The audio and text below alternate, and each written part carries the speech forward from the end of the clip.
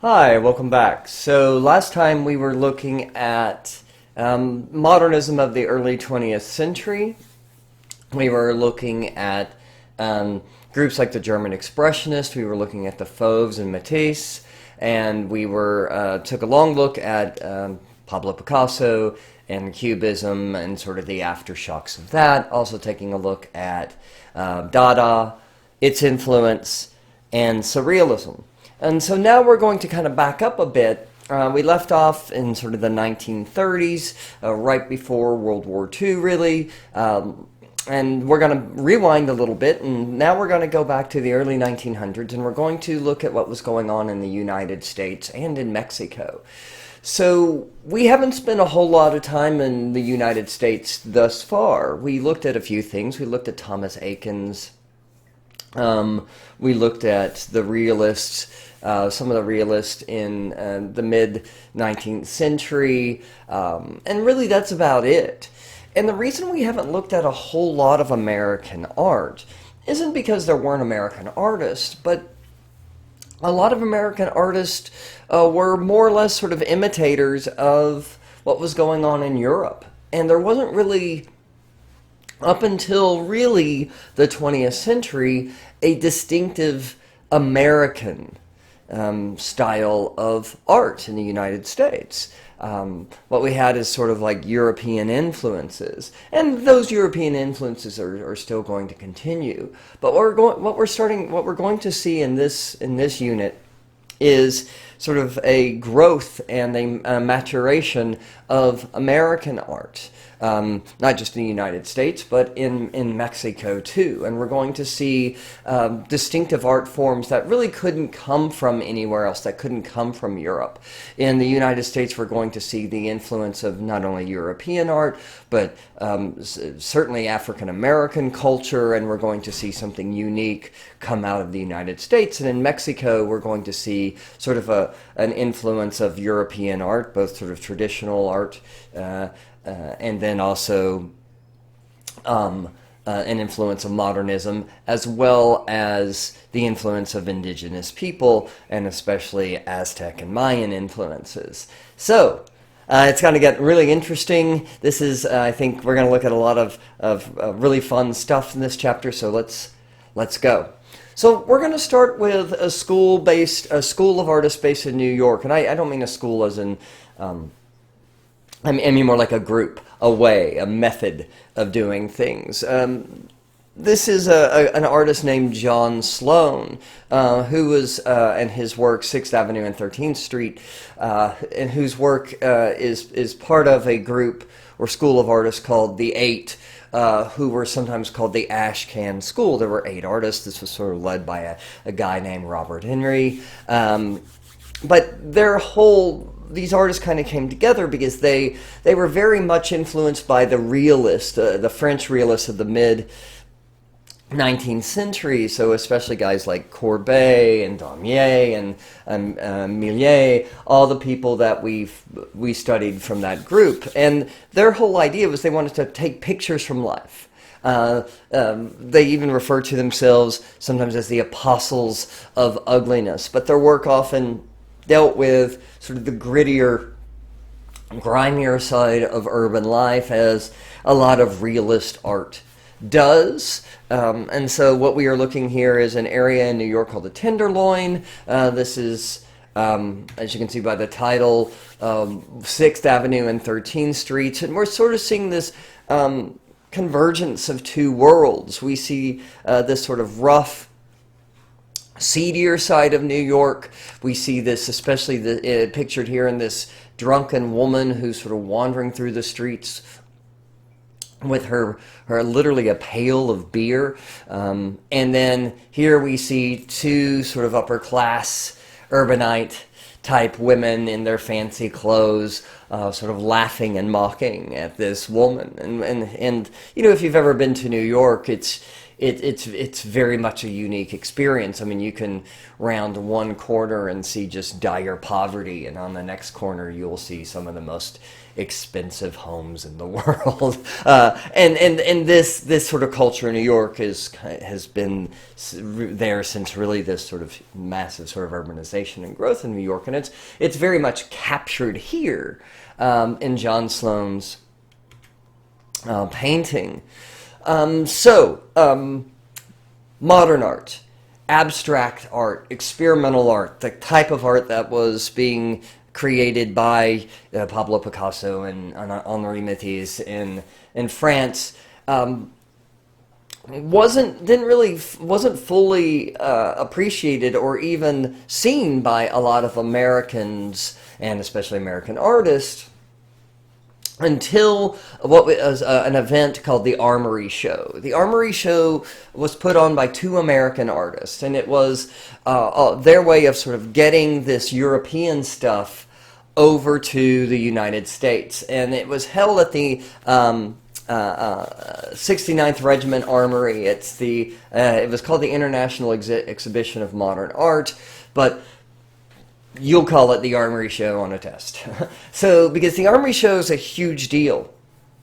It brought over, well, you can see the list of artists: Picasso, Cézanne, Edvard Munch, Courbet, Matisse, Seurat, Picasso, Kandinsky, Duchamp. All of these artists were in many ways like introduced to American eyes for the first time. And the reaction, as you can imagine, was, well, what you would imagine. Pardon me, guys. It's late while I'm recording this. And this is Marcel Duchamp's Nude Descending a Staircase, a work that we saw in the last chapter, and it was one of the works shown at the Armory Show. But there were people who, you could see New York Times called it pathological. Words like demented, unsavory, those kinds of descriptors were used in the reviews for this show. The nicer reviews were like, oh, this is pretty wacky stuff. Other critics were like, this is sort of the end of civilization and art as we know it. And you can see in this cartoon here, there's, somebody kind of making fun of the artist John Sloane, actually, was 30 minute, talking about the Cubist style. So, the Armory Show had a tremendous effect, though, on American artists, because it introduces these American artists to what was going on in Europe in a major way, and they're seeing Cubism, they're seeing German Expressionism, they're seeing the Fauves, they're seeing abstraction, and many artists, sort of jump on this bandwagon. This is the work by an artist named Arthur Dove, who actually went to Paris and he saw works by Matisse and Derain. And he was the first American artist, certainly, to paint non-objectively, meaning that there are nothing that you see in this painting is meant to represent real life people, places, or things, but instead it's abstract art that's meant to be appreciated abstractly as simply color, line, and shape. And he was doing this around the same time that Kandinsky, remember der Blaureiter artist, the Russian artist living in Germany, was doing with his purely abstract works, his compositions, if you will. And you can see the influence of Arthur Dove. Grew up in rural New York, and you can see the influence of these organic forms, and certainly these sort of natural colors, greens and yellows and browns and things. So while this doesn't represent a real world, place or thing, it certainly evokes nature, the countryside, organic forms, sort of the verdant green and yellows of nature itself, and that's in many ways what a lot of abstract art is meant to do. It's meant to sort of evoke a mood or a feeling, as opposed to represent a concrete thing. Marsden Hartley is an American artist who worked in Germany. He was there, over there. He saw the Cubist. He was introduced to the Blaureiter and Kandinsky. He came up with a kind of version of Cubism he called cosmic Cubism. But he moves to Berlin in 1913, and there he sort of falls in love with and has this affair with this man, Lieutenant Karl von Freiberg, who dies in the war. And, of course, Marsden Hartley is heartbroken at the death of his lover, and he paints this painting, which once again, in sort of this abstract style, is meant to more evoke the idea of this person he loved than be a picture of the person he loved. And you can here see, the image of the Iron Cross. I mean, there are some recognizable symbols here. Symbol of Germany. There's numbers here related to Freiberg's regiment, and there's even his initials down here. But in an abstract way, using sort of shapes and patterns with some recognizable symbols and words and numbers thrown in. He is creating a tribute to his this person he loved. But what's I find fascinating, I mean, not fascinating so much, but I think what's interesting is, we're seeing American artists embrace this European style, and they're treating the painting itself as a flat object, so everything appears flat. They're treating paint as paint, all truth to materials, and they are pretty aggressively going pretty abstract here. Stuart Davis is another American artist. He was exposed to modern art at the Armory Show. He was heavily influenced by the music of jazz at this time, and we'll talk about this in a few slides, actually. But jazz is going to have a huge influence in America and the world, because jazz is an exciting music that was adopted by a younger generation, not just of Americans, but of people worldwide. It was a music that originated in among the African American population in the United States and in New Orleans, but other places like St. Louis and Chicago and New York.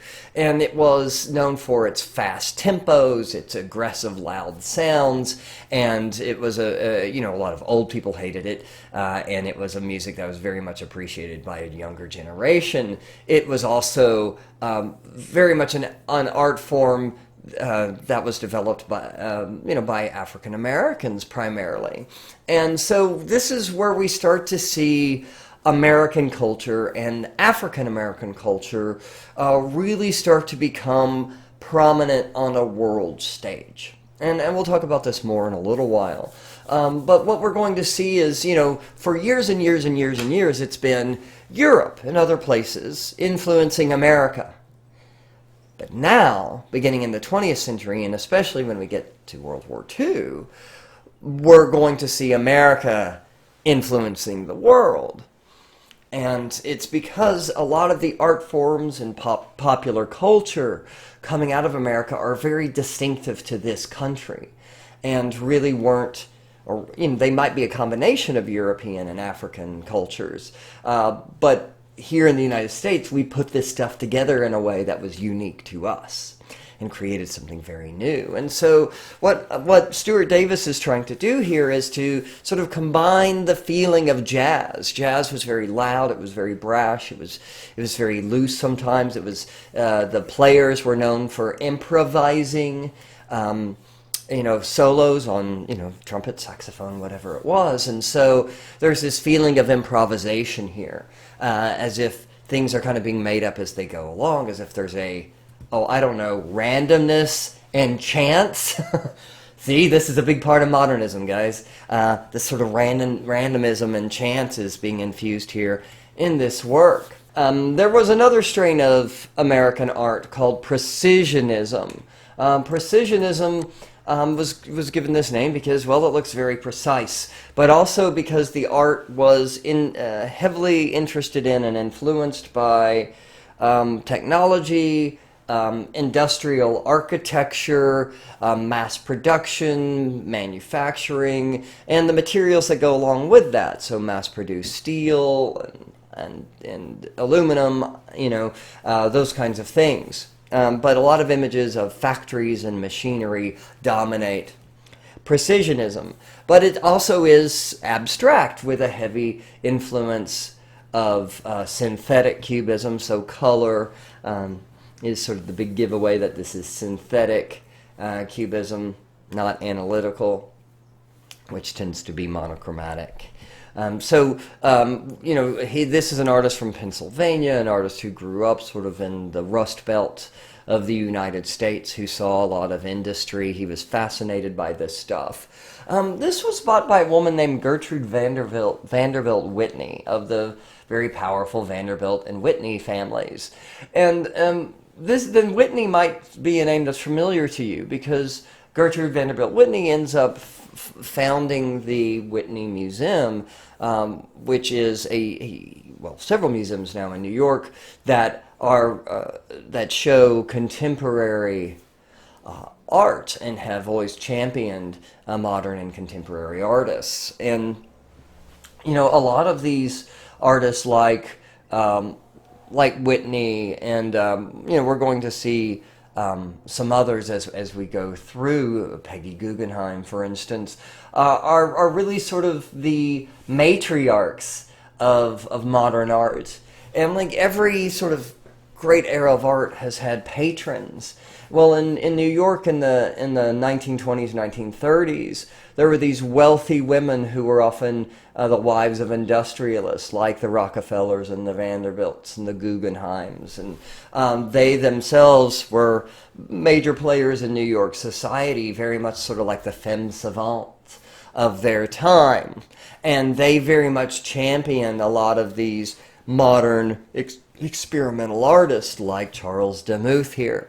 I'm showing you the image on the right, this image called Buildings, because you can see this at the Dallas Museum of Art. So if you're in the DFW area, you can see that there. But the image on the left is called My Egypt, and I find this to be a fascinating title because it's been interpreted several different ways. Some see these images of these grain elevators as maybe a reference to a biblical reference of grain being stored in Egypt, and this is kind of how I sort of see it, is that it's a reference to the grandness of Egyptian architecture, and you think of the pyramids and sort of the great temples of ancient Egypt, and this monolithic society that built these massive structures that will last ages and ages and ages. And I think there's this feeling in American culture at this point that we're starting to ascend, that American culture and American life is starting to become sort of the best culture and the best life. I mean, this is all thought of by Americans, of course. But there's this idea that we are this sort of boundless, powerful, growing nation, and that these large, this architecture of industry, the smokestacks and the grain elevators and all of these other things are sort of our pyramids, and a testament to the greatness of American society. Georgia O'Keeffe is an artist who actually started as a precisionist. You might know Georgia O'Keeffe more for her work like the one on the right, her images of flowers and also images of the desert. But she started out as a precisionist, and she started out creating these somewhat abstracted images of New York and other sort of urban imagery. Her career was very much encouraged by that of Alfred Stieglitz.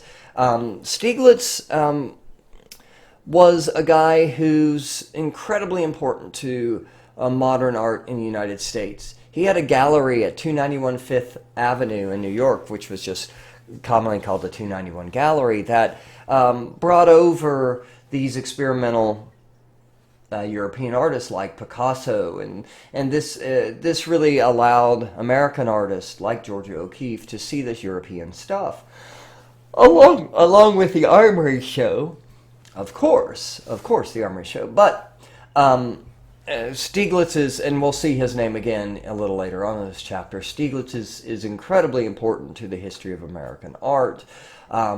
As a photographer, as we will see in a little bit, but also as a gallery owner and sort of a champion of the arts. Now, not all American art at this point is going to be abstract art.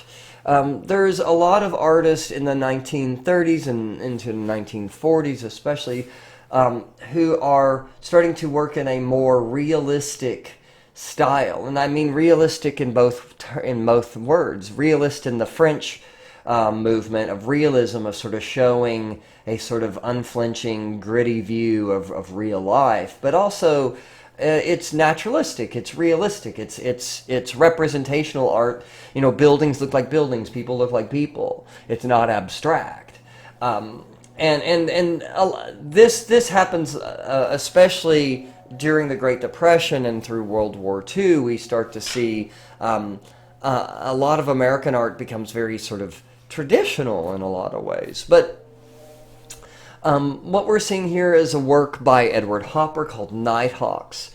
And I this is a very famous painting, of course. Some of you might recognize it. But it is, like a lot of the other works that we have seen, a comment on urban life in the United States, which, you know, modern life and urban life are kind of synonymous as people started to move away from rural areas and into the cities because that's where the jobs were. But this is a rather, like a lot of French realism is, a rather bleak sort of image of this modern life. We see these people gathered in this diner, and they are all, even though they're together, they are removed from each other. They're not really engaged in conversation or even looking at each other. They're all separated by negative space, each in their own little world. And look at the colors that he has painted this with. This entire painting is made with sort of dark, desaturated colors, sort of, you know, brownish and grayish kinds of colors, giving it a bleak feeling. And he's filled most of this space with negative space. This is a painting as much about emptiness as it is about the people inside this building.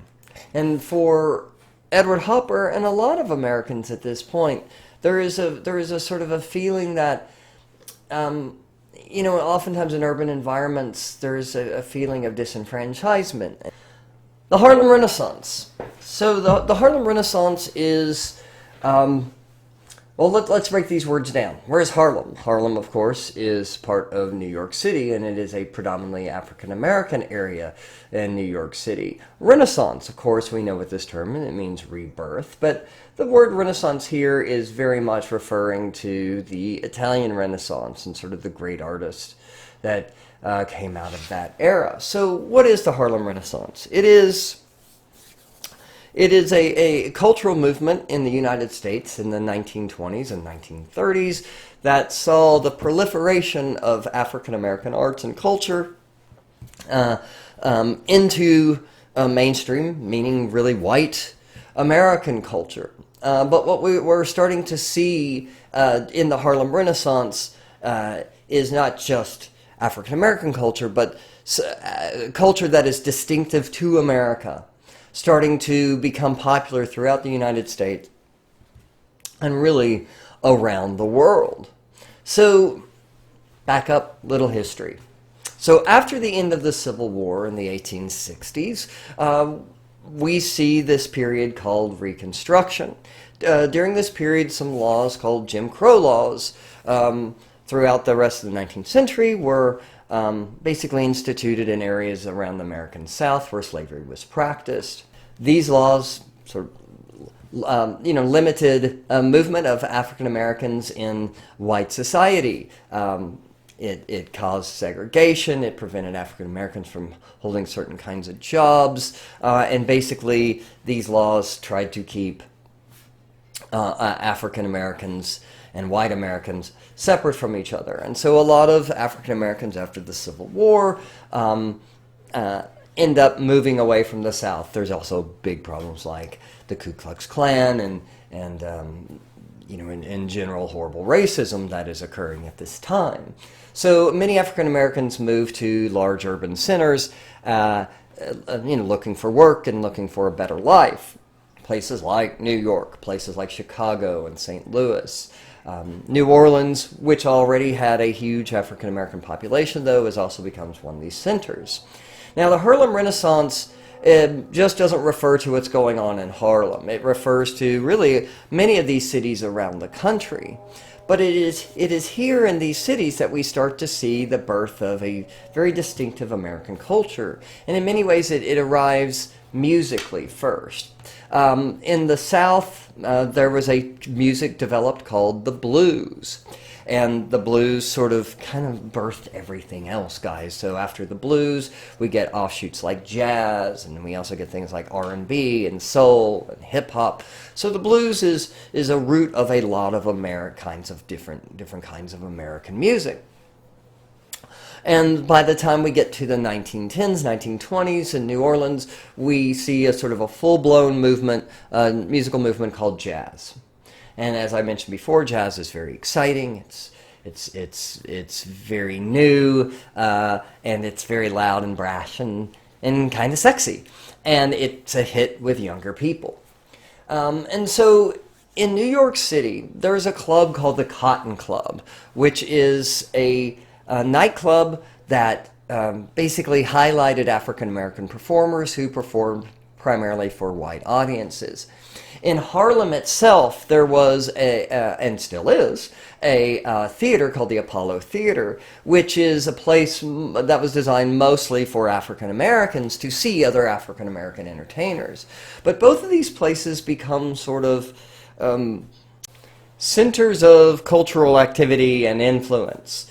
So out of the Cotton Club and the Apollo, but not only those places, but really out of sort of clubs and theaters all over the United States, we start to see jazz and this culture of jazz kind of grow and spread and become really popular culture. Okay, so there are two scholars,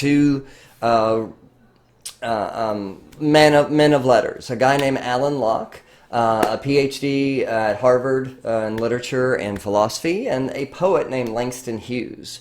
And both these men, who are African American, have this idea that this sort of growth of African American culture, this new music, jazz, and all the things that kind of come with it, dancing and tap dancing, it comes out of this, and the fashion and the style and everything else is part of a whole renaissance of African culture.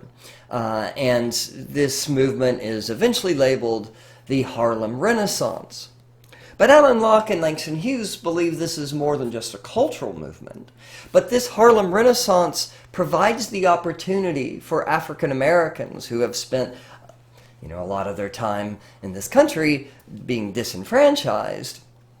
It gives African Americans an opportunity to sort of grow and better themselves and to express themselves and to play a prominent role in American culture and maybe eventually the culture around the world.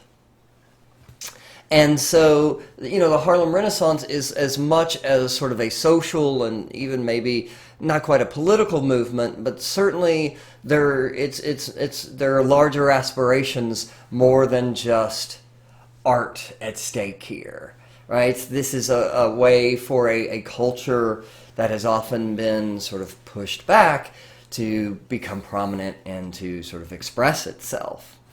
And so I have included below a video, actually two videos. One is a sort of a quick summary of the Harlem Renaissance, and you get to see a little bit more of, hear a little bit more of the music and see a little bit more of the culture of this period. But also there's a clip from a film called Stormy Weather.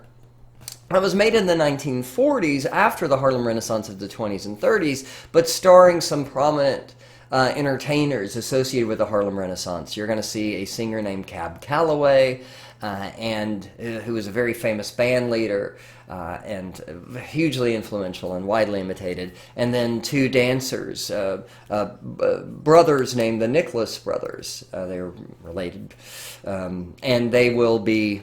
You will see this incredible dance routine. But in that video, I really want you to look at the style of clothes. I want you to pay attention to the stage and the decoration and the design. There is an elegance and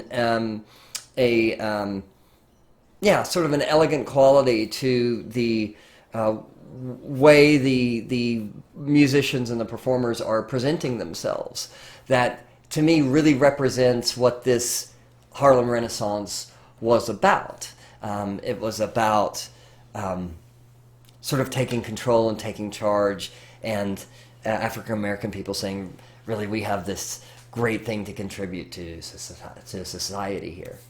So, this is a slide by, or this is a painting by the artist Aaron Douglas, who is an artist associated with the Harlem Renaissance. This was made for the WPA. What is the WPA? So the WPA is the Works Progress Administration. This painting was made during the Great Depression. We'll talk more about the Great Depression in a moment, but the WPA was a program set up by President Franklin Delano Roosevelt, FDR, as a way of getting Americans back to work.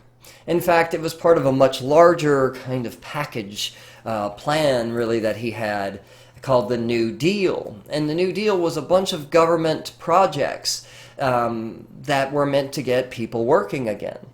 And one aspect of this project was the WPA, the Works Progress Administration, which oversaw the construction of buildings and the art that went in those buildings. And a lot of artists who will become prominent throughout the 1930s, 40s, 50s, 60s even, a lot of these artists have their roots in working for the WPA and creating murals for colleges and post offices and libraries, as in this case.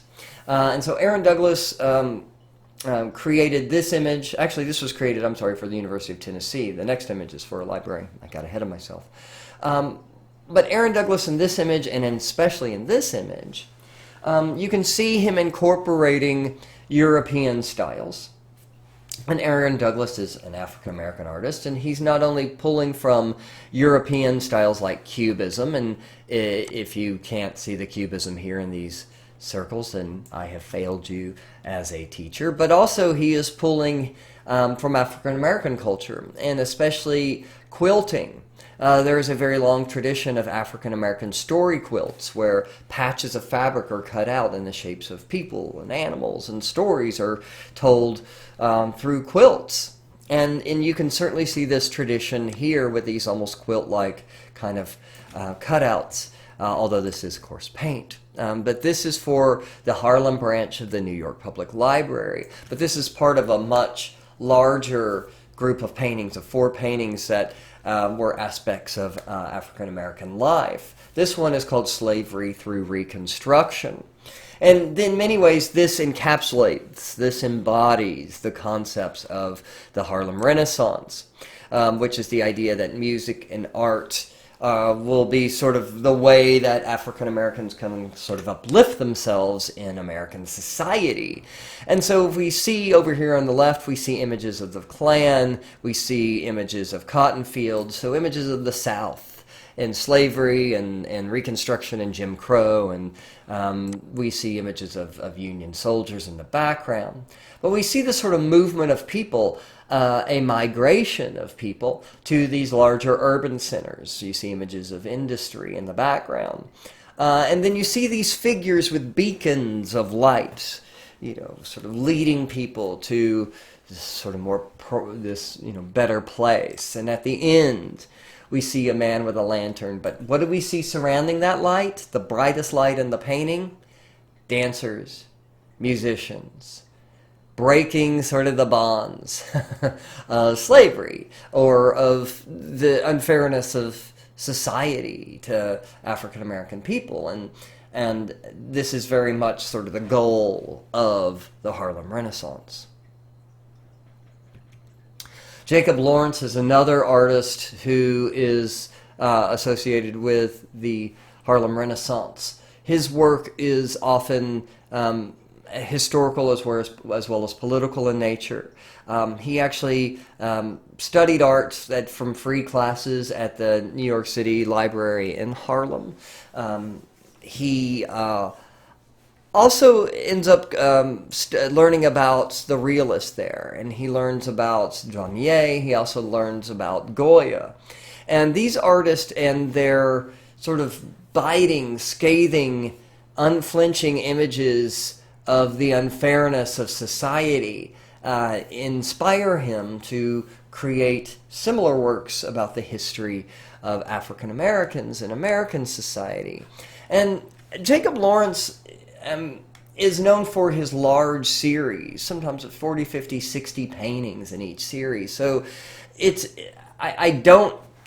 you're getting just a very small taste of what it's like to stand in front of some of Jacob Lawrence's work. To sort of give you a better idea here, this is from his website.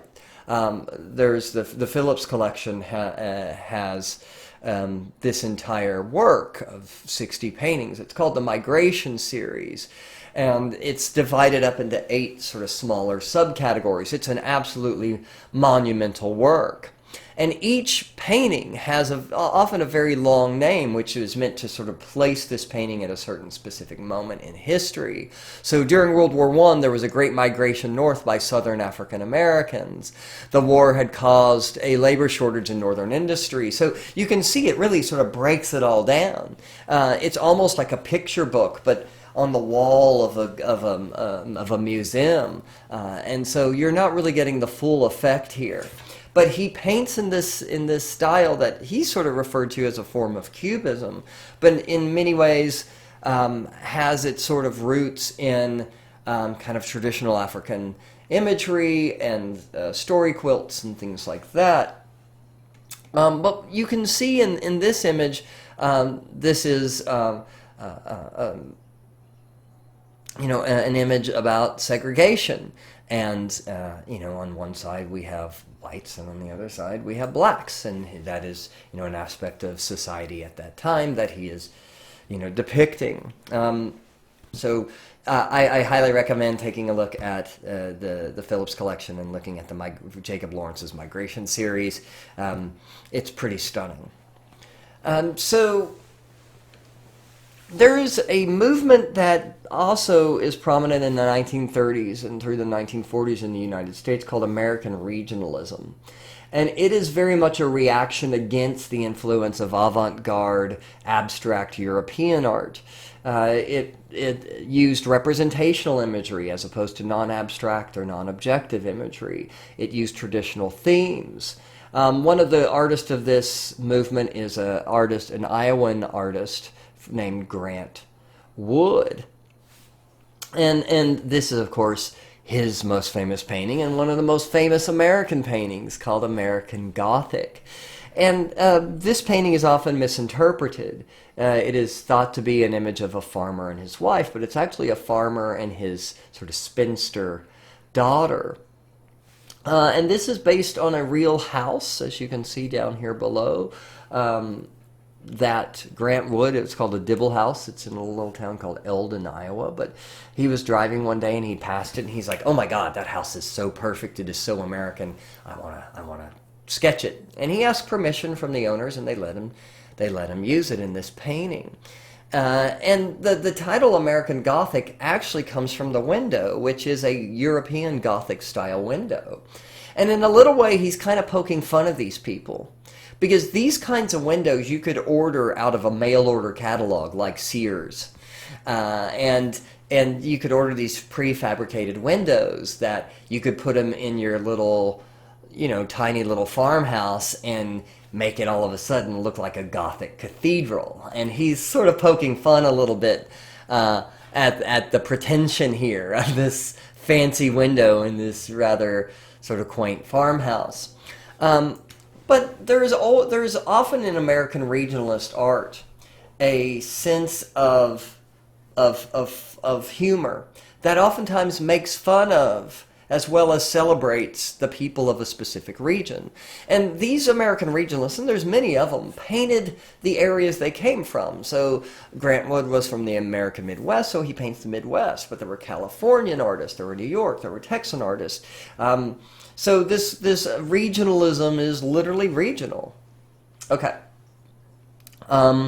The farmer was actually portrayed by Grant Wood's dentist, a guy named Dr. Byron McKeeby, and the daughter is portrayed by his sister Nan. So if artists often resort to people they know for their models because it's cheap.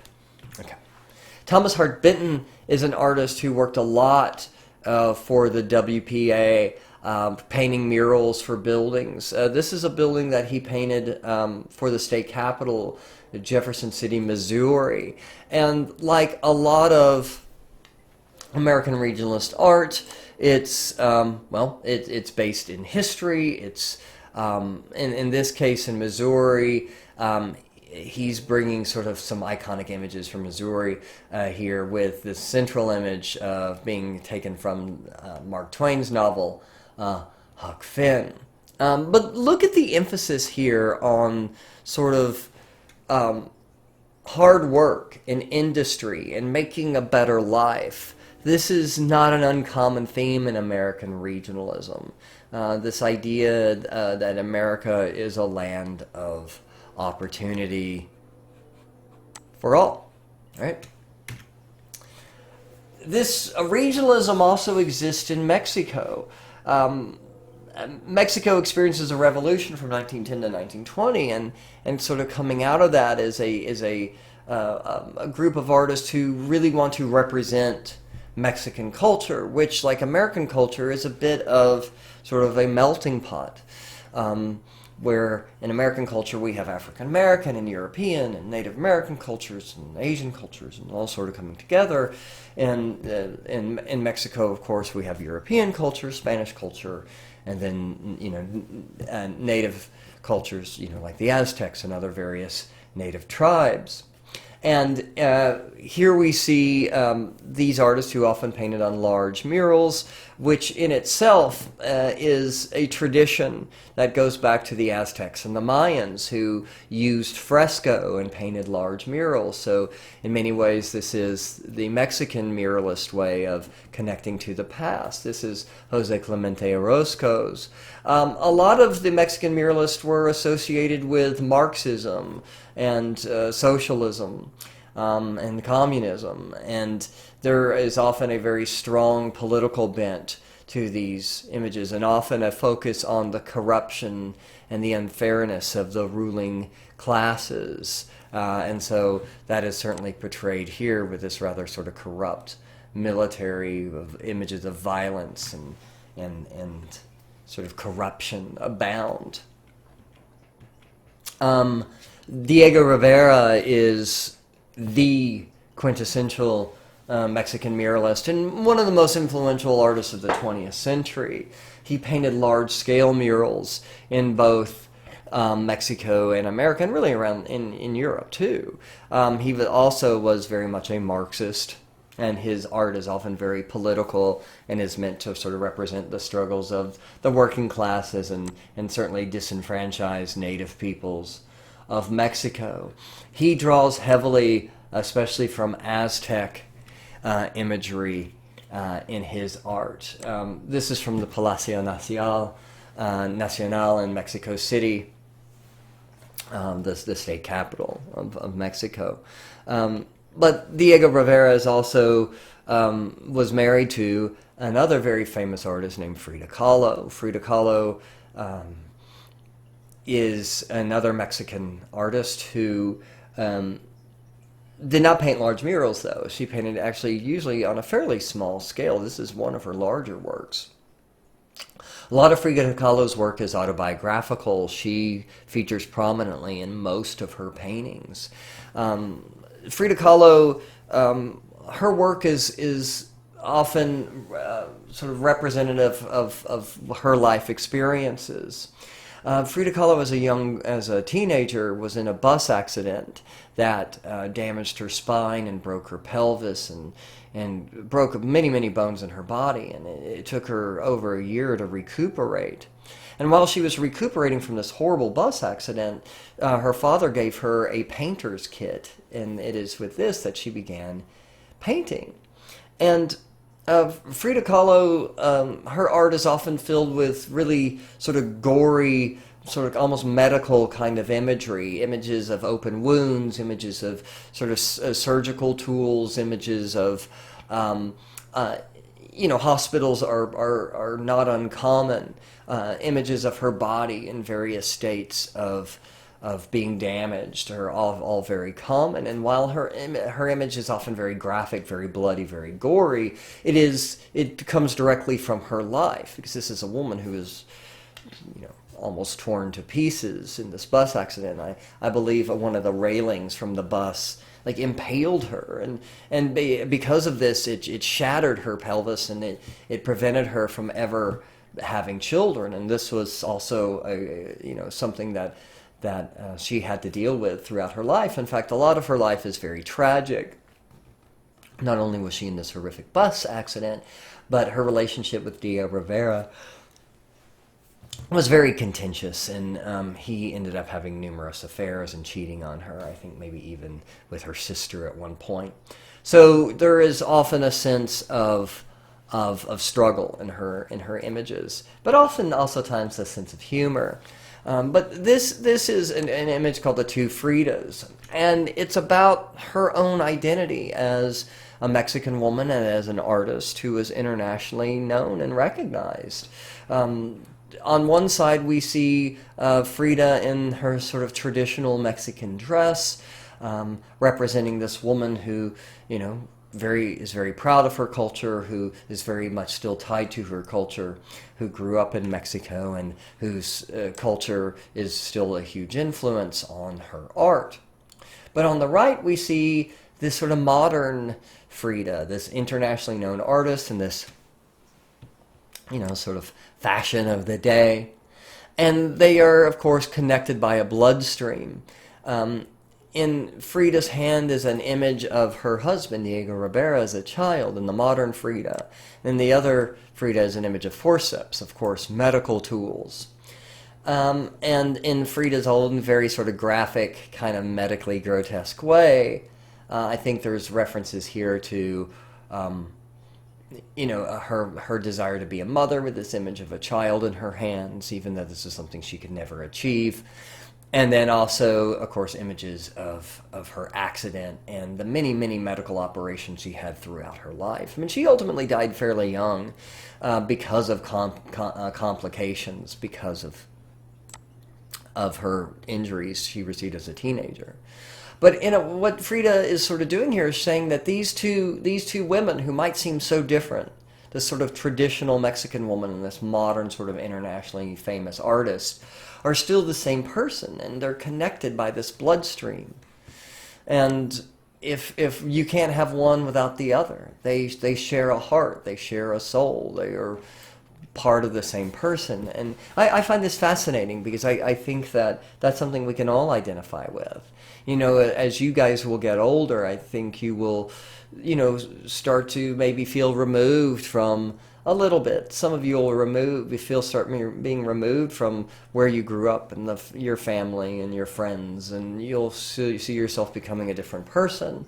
But at the same time, that place where you grew up is very much who you are. I grew up in a very, very small town, and even though I sort of grew up and I went and did my own thing, and I went to school and I studied art and I teach now, there's still very much part of me that is the guy from the tiny little town in the middle of nowhere in Texas. So We are complicated creatures, and we can't separate our present from our past. And that's what this painting is about. Alfred Stieglitz, there he is again. Golly, this guy must be important. He sure keeps cropping up a lot. Alfred Stieglitz came up with something called, well, your book refers to it as straight photography, but you'll often find the term pure photography being used. And Stieglitz, as well as being a gallery owner, was a photographer, a very important and famous one. And Stieglitz took this picture while he was traveling on a steamer ship, traveling from Europe to America. And he sees, he looks down to this area called the steerage. And the steerage, of course, is the area of the ship where the poor people traveled. And it was often a very, not a great place to be. It was often filled with disease and poverty. The conditions were cramped and uncomfortable. And the upper classes often stayed in really big, beautiful suites, and the poor stayed in very small cabins. If you've ever seen the movie Titanic, you've seen that dichotomy. And Stieglitz is walking past this scene one day with his camera. And this camera is a Kodak camera made with high-speed Kodak film, which allows, photographers to really capture things in motion. You no longer have to say, all right, sit there and don't move for 10 seconds so I can take your picture. Now with this high-speed film that had recently been developed, pardon the pun, you can take these really quick pictures. And so he walks out of his cabin one day and he looks down and he sees this sort of image of the people in steerage and their struggles and this cramped conditions they're living in and their dirty laundry and not just that, but everything about this, what he sees is perfect. He talks about how the smokestack over here forms this beautiful sort of triangular shape, and he talks about how the bridge cuts across, dividing the image sort of in half, and everything about it is perfect. And without posing anybody and without stopping to say, all right, you stand there and you stand there, he takes this picture straight or pure and captures this pure, this pure image that was not set up or planned or posed. And that is what is meant by pure or straight photography. Here's another Stieglitz called Equivalent, which once again, he's all about capturing the moment in its purest state. A lot of photographers started to treat the photograph as a way of expressing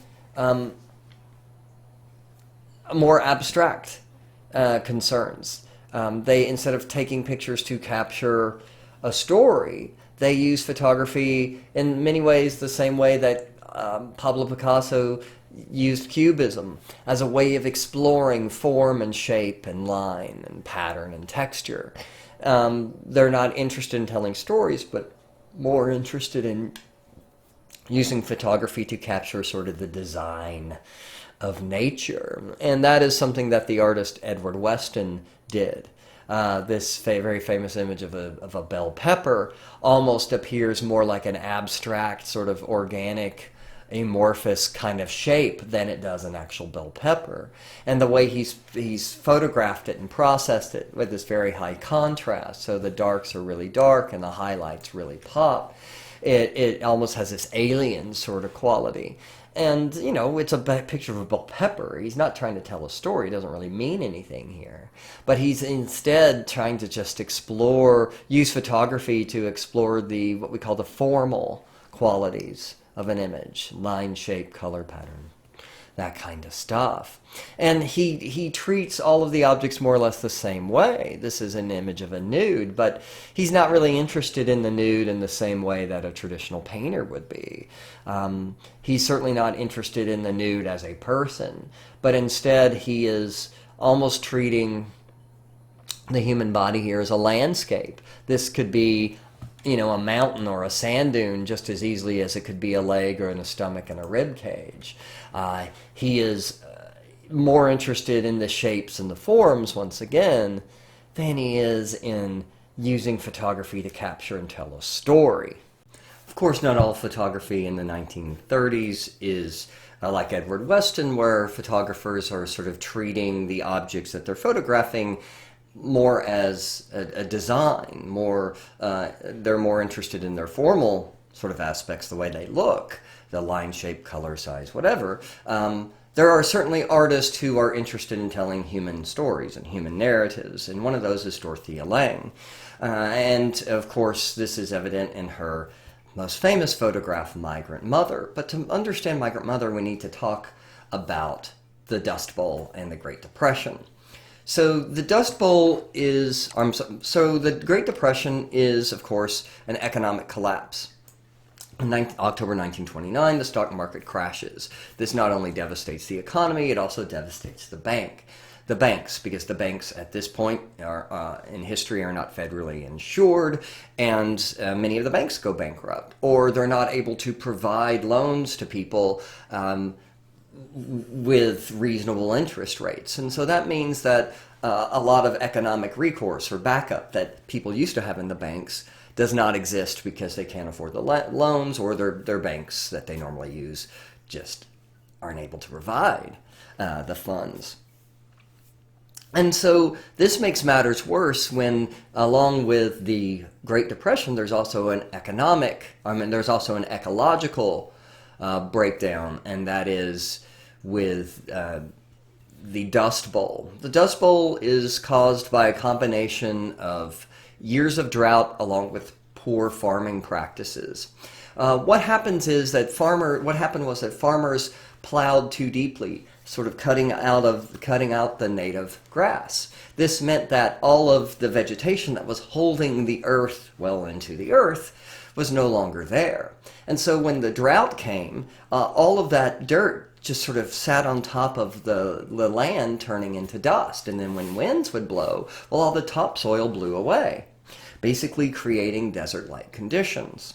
And this meant that farmland, which once was viable, was now not.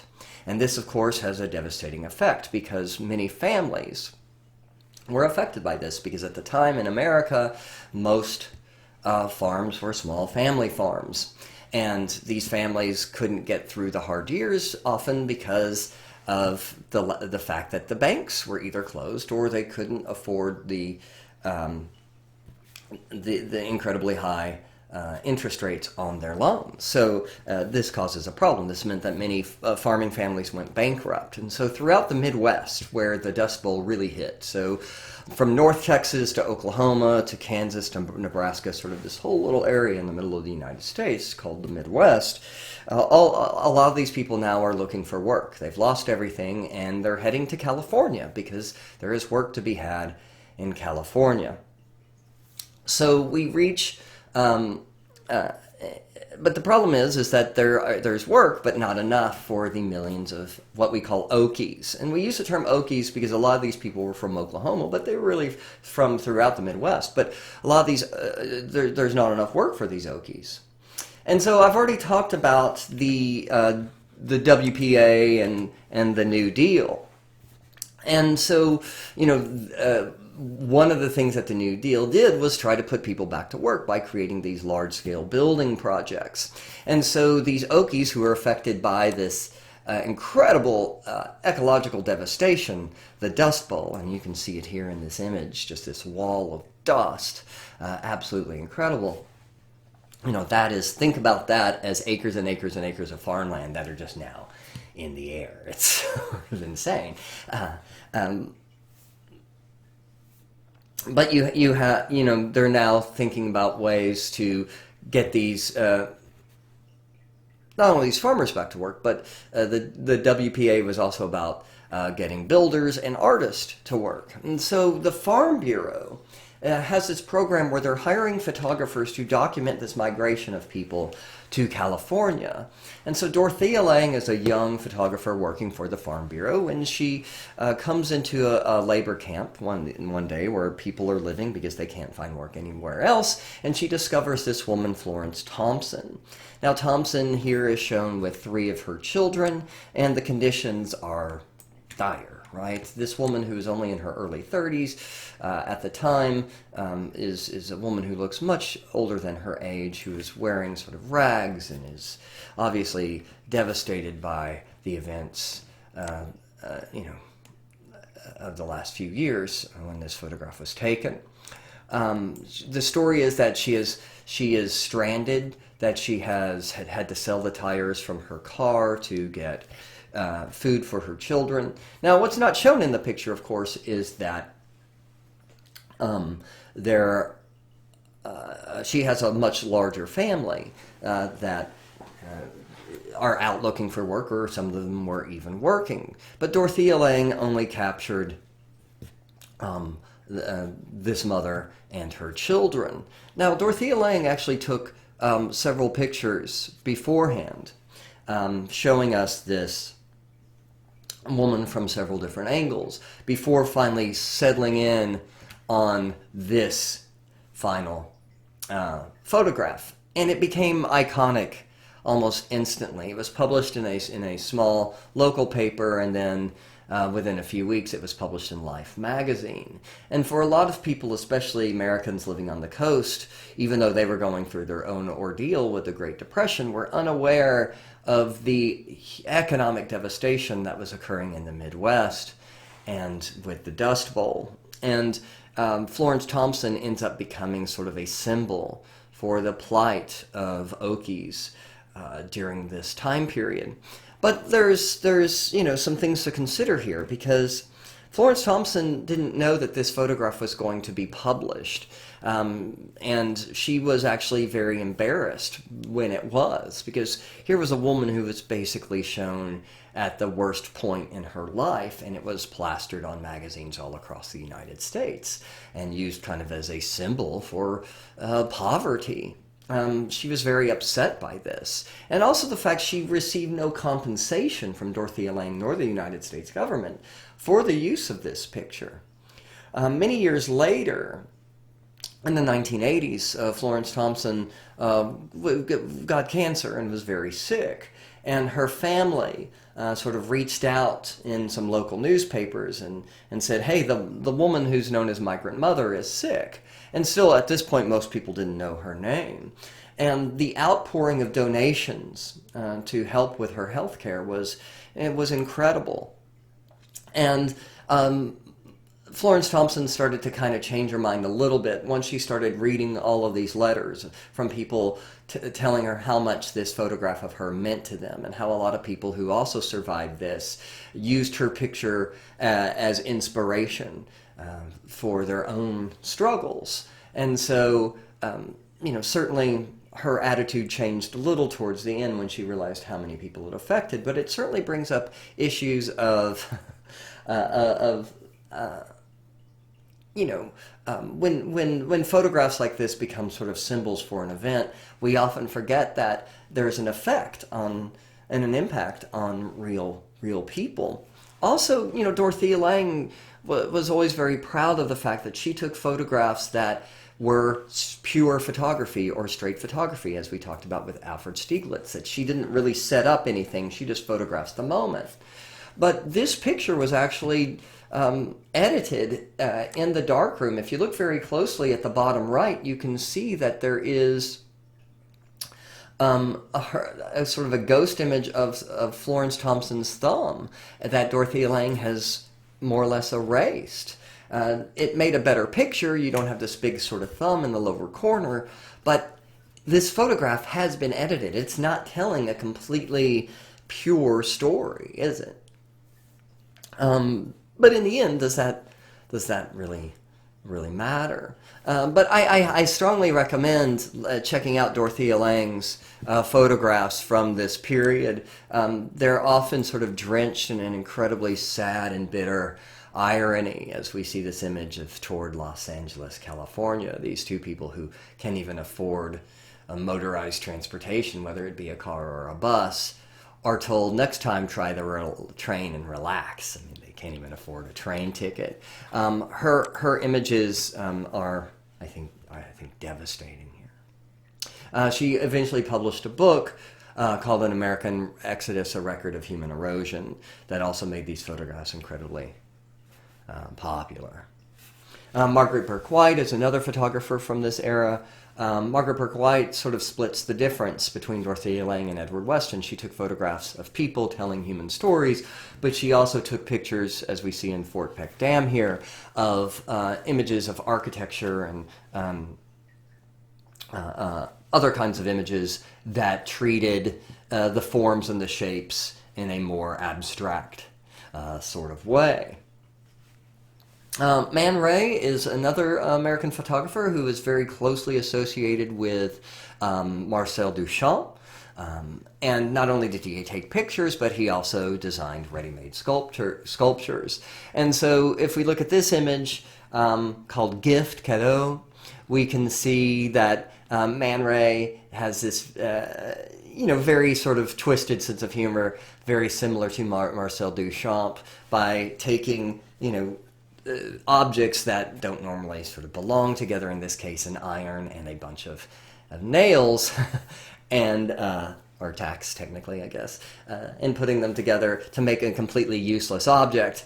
And if you think about the humor here, art is technically useless objects. They can't really be used for any kind of utilitarian purposes. So there's a sense of irony here. There's a sense of almost a self-mocking of the art world, which I find rather funny.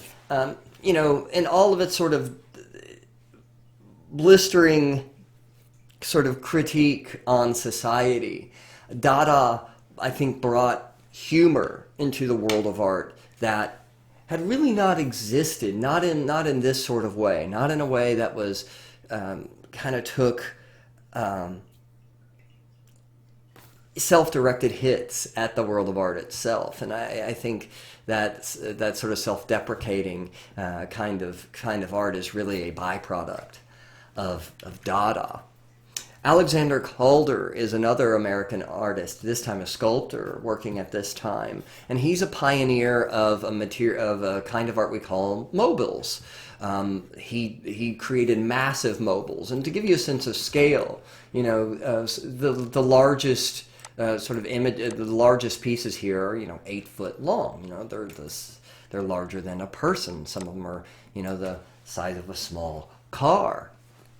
And, Calder, once again, used mostly abstract shapes because he's interested in sort of form and color and shape and pattern and line and for its own sake. But he's approaching art more as a design than he is approaching it as a way to tell a story. But these images these sculptures are incredibly impressive. I hope one day you get to see some, because to see these massive sculptures move in the wind is really an impressive sight. In terms of architecture, we see the introduction in the 1930s of a style of architecture called Art Deco. Art Deco was very much based on a machine aesthetic. It emphasized materials, mass production materials like steel and whatnot, but it also was very decorative. So unlike a lot of modern art, which strips things down to its barest essence, Art Deco drew from a wide variety of sources, everything from sort of Aztec temples to Baroque and Rococo inspired decoration, medieval Gothic cathedrals, ancient Egyptian architecture. It was sort of a grab bag, but it was highly decorative. This is the spire of the Chrysler Building, which was built in the late 20s. 30, right? It was begun before the stock market crashed and finished after it crashed, and it's sort of a testament to American capitalism at a time where American capitalism was a bit on its heels. It did bounce back, of course, but if you look at sort of the overlapping sort of scallop shapes here at the top, you can see that William Van Allen is very much not in the school of Le Corbusier, and this is not a machine for living where everything's sort of stripped down to its barest essentials, but this is a machine for, well, showing off all of that awesome capitalist American wealth. But Art Deco is a very, sort of stylized style, and very much the art of the late 1920s and through the 1930s. Now, on the flip side of this is the American architect Frank Lloyd Wright, who revolutionized architecture by bringing this sort of European aesthetic of stripping everything down to its basic forms and materials into the world of architecture.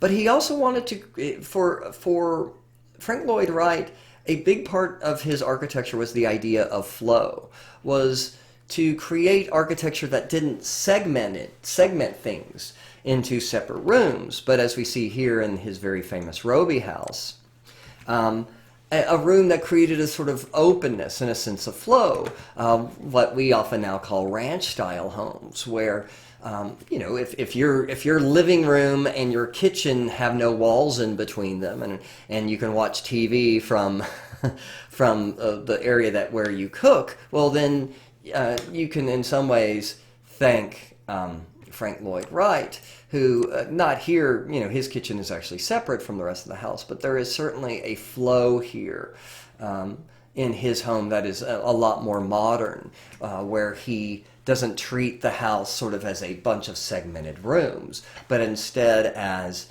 kind of a flow, a path, a journey, where all of the rooms kind of look like all of the other rooms, and one room isn't just necessarily specific for one purpose, but the house can kind of be altered to suit the people who are living in it, to suit their needs. But his most famous work is called Falling Water. This was designed by the Kaufman family. The Kaufman family were a family who had owned a chain of department stores that eventually were bought up by Macy's. But this is in Pennsylvania. This is outside of Pittsburgh.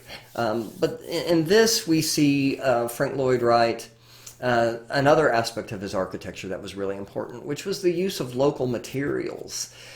He wanted to integrate architecture more into the landscape, and one way he did this was by using local rock and local timber to create a much more organic architecture. You can also see here that he is sort of imitating the rock outcroppings of this waterfall by creating these cantilevered balconies that imitate the sort of shape of the rock. In fact, this is so integrated into nature that the house itself is sort of built, the house itself is built on top of the waterfall, and the waterfall actually flows through a portion of the house. I have some videos down below that I want you to watch so you can get a better idea of how he designed this. But Frank Lloyd Wright is creating sort of an entirely integrated space. He designed not only the architecture of Falling Water, he designed the furniture. He even designed clothes for people to wear in Falling Water. The whole thing, sort of top to bottom, is designed, and one aspect of the house is meant to complement every other aspect of the house. This is very much sort of along the lines of Le Corbusier's a machine for living, and also very much along the idea of what the Bauhaus was doing at this time in Germany, which was to create a sort of simple architecture that emphasized elegance and beauty over a lot of ostentatious decoration, that emphasized the materials themselves, and sort of relied on basic sort of structural shapes like squares and rectangles and things like that. So good old truth to materials, you can't get away from that concept. Watch the video down below to get more information about Frank Lloyd Wright and Falling Water, and I will see you guys in the next lecture.